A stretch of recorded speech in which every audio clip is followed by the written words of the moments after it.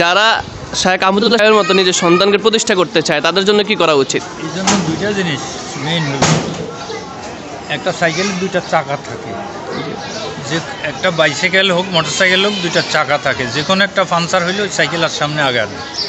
এই জন্য প্রথম হলো স্বামী স্ত্রী, আমি আর আহমদুল্লাহর মা দুইজনে তাহাজ্জুদের বিছানার রোনাজারি করেছি, রোজা রাখেছি। আহমদুল্লাহ পড়তে চায় না, মার্বেল খেলা লাগিয়ে গেছে, কিন্তু আমাদের চোখের পানি রোনাজারিকে আল্লাহ পাক কবুল করছে। তো এই জন্য সাধনা, এই সাধনা করলে একজন করতে হবে না, দুইজনে করতে হবে, এটা হলো ফাউন্ডেশন। মা বাপ দুইজন যদি এই হয়, তো আমার 4টা সন্তান আলহামদুলিল্লাহ 4টাই ওই অনুকূলে গড়ে উঠছে।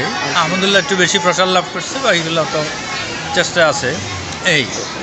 এই জন্য মা বাপের প্রথম হইলেও আল্লাহর কাছে চাওয়া, আমল করবে 100টা, দোয়া করবে 1 কেজি, এরকম চাইতে চাইতে তখন আল্লাহ পাক খুশি হয়ে যায়। তো আল্লাহ তাকে একটা ফুল বানাই দিছে, এই বাংলাদেশের দ্বিতীয় স্ট্যান্ড করছে, সে দাওরা দিছে।